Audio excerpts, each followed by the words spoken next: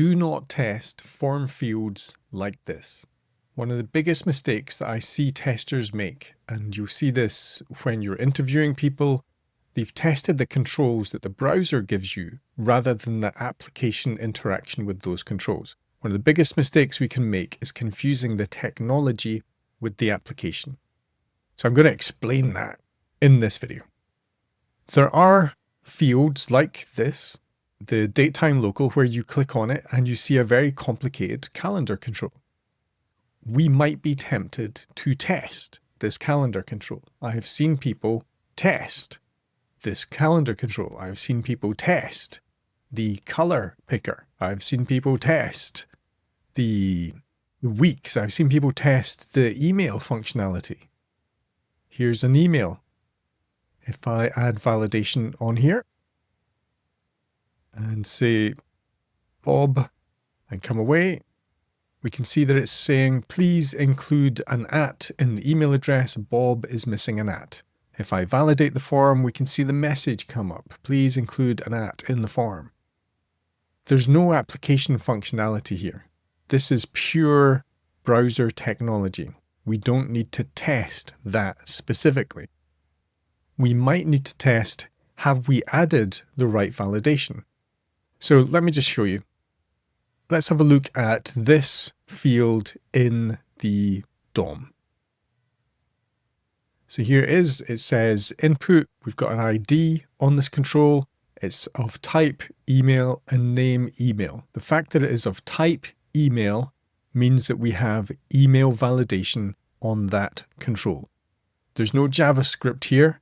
There's no application functionality. The only application functionality is we've decided that this field is an email, and therefore it will have all the validation and all the magic that a browser gives it. This one here is a telephone. Let's have a quick look at it. Yep, type telephone. There's nothing magical here when it's in a browser, except that we have some pattern matching. So we can see that it doesn't match the regular expression that's in there. If I use this on a mobile device, then a little keypad will pop up, because that's what the type tel means, which is why we would only use that in places where it's valid to have a keypad pop up for the telephone. We have to understand the technology we're using. Say this form was a basic sign up for a newsletter or something, and you spend a long time validating the email validation here. You're testing the browser, you're not testing the application. What you want to do is test the interaction between the application and the browser controls. So the fact that it lets us type in Bob in the email is not an issue. If we were able to send that to the back end without having it validated, that might be an issue. And if it wasn't validated on the back end as an email format, that would certainly be an issue. So we have a cascading set of validation that we have to check. Just because we made it an email in the browser, if the back end doesn't verify that it's an email, we will have an issue on sign up if we attempt to use it as an email at some point in the future. We could submit this, it could be saved in a database, that would be fine, until we try and send an email out to the user, at which point the email sending might fail, it creates a back-end crash, we don't know what's going on, the entire functional flow fails. Validation is there to protect us so that downstream processes work. That's sometimes why when you're testing, you can't just test the form, you have to test the data that you've submitted that's been accepted all the way through the application to make sure it works. So let's quickly go back to the individual forms. The reason that I created test pages, you can see here that we have input elements, and this allows you to just explore the input controls independently of anything else. So if I look at the special formats in here, just by making it a color, we have a color input. That's all we had to do. We had to just define this field as type color, and we get the whole color input. There's no validation in here. There's no submission. There's nothing else. Everything here is pure browser technology. You can experiment with this and learn how it works. Now, some teams do create their own components. Some teams do implement their own color pickers. They do implement their own date controls. That is highly risky. So you have to learn to distinguish between a custom control and the browser built-in control. This is the browser built-in control. We don't test that.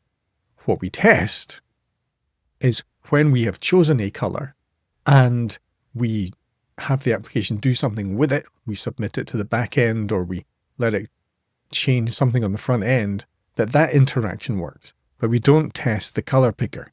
We test that the results of having used the color picker work in our application. And the input elements here will allow you to experiment with all the input controls. In the forms, I have the exact same controls, but they're in a form context, which means you can experiment with the form validation that can be added. So at the moment here, let me go into text inputs. So at the moment, there's no validation on any of these fields. I can do validate form and it passes. Now that form validation is not JavaScript. That is browser validation. Let me show you. If I select the form, if I just do string 0, that will give me the form. Then I can do report validity, and it comes back with true. That's a built-in browser functionality that I can access with JavaScript to validate a form. And it looks at all the validation attributes that have been added to the fields in that form and tells me whether it validates or not. Let me try it again. Now, because I added a value in the email and did validate, we can see that it's not a valid email, which means that it's valid for me to submit the form without the email.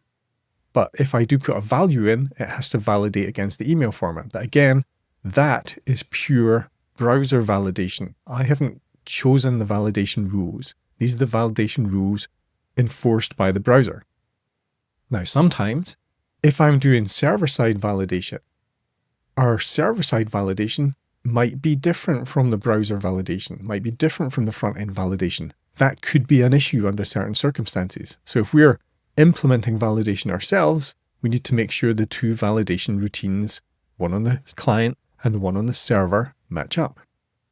Let me just see what happens if I make all the fields required. So now it's going to tell me that I need to fill in a value in each one of these forms. But now the email needs to have a value. By making the field required, it will check if there's a value in there. It doesn't check what the value is. It just says there needs to be a value in here. But again, this is pure browser implementation. You can see here that the email field, because I made the field required, has a required true. Now, one reason we don't rely on the browser validation itself is because I can change this. I could get rid of this required entirely. Let me see if it passes validation now. So the email passes validation and we're back to the URL because I changed the form input. We can't rely on client-side validation. We have to check the flow and we have to make sure there's server-side validation in there. That's part of our flow. But let's go back to the email. Let's make everything optional. I've seen people sit there and test this and go, oh, we need to have an @ there should be validation in here. Let's check that it validates this properly. Oh, now we've got this. Okay, this validation is working quite well. And that's because it's implemented by the browser. If you spend a lot of time testing something that's implemented by the browser, you're wasting your time because you don't have a lot of time when you're testing. You need to focus on your application, not the technology. This is one of the reasons why I talk about technical testing, because it's really important that we understand the technology that we're testing to make sure that we don't test the technology. We look at the technology risks and we test how the technology interacts with our application. So if you see fields like this, an email field that is a pure HTML email field, don't test the validation there. Test any additional validation that's been added on top. Now, some validation here we would test. If I add validation attributes in here, you can see that this text has a max length validation. So I can only input a maximum number of characters in here. So if I do 0, 1, 2, 3, 4, 5, 6, 7, 8, 9, that's 10. 0, 1, 2, 3, 4, 5, 6, 7, 8, 9. I can't type another 0. So that's the input from the human. But I can automate around that and bypass the validation routines. That's an important thing to be aware of, which is why we stress you have to test the validation on the back end. But again, this is not complicated validation. We can see in the DOM that all this has is a max length set to 20. If our server relied on that being 20, and someone comes in here and sets this to 25, which then allows me to type in another 1, 2, 3, 4, 5 characters in there, we could blow up the server. We can't trust the validation on the front end completely, but we do have to test that that max length is correct for our application. That max length is a limit, and the input will then interact with our application. So that's a domain value that we have to know is correct. Some of these have regular expressions. So this password has a regular expression applied. Again, it's just in the pattern field, so I as a human could go into the DOM and amend that. But assuming that most people don't do that, we have to make sure that this regular expression matches the domain rules that we have, and we would test for that. And we would test that the server has the same validation rules so that we can pass it through. So I'm not testing the validation mechanism. I'm testing that the configuration that we've had for the validation mechanism is what we expect. We have to understand what is given to us from the controls, and we have to understand what we have configured it to be like. This telephone has been configured to have a minimum length of 4, a maximum length of 24, and a regular expression. We have to check that those are valid constraints and that the server validates against those, but we don't really have to test the validation mechanism in here because that's controlled by the browser. All we're doing is configuring the validation. Hope that makes sense. I see too many people testing the dropdowns. We only test those if they are custom. If for some reason our team has chosen to write their own date component, which they might do in React, or they might do because we have some special conditions, then we have to test it and we have to be very careful. Then we have to do all the cross-browser testing. We have to test it on mobile. We have to test it on everything else. But if we use out-the-box HTML, then we don't really have to test this cross-browser because each browser will implement this differently.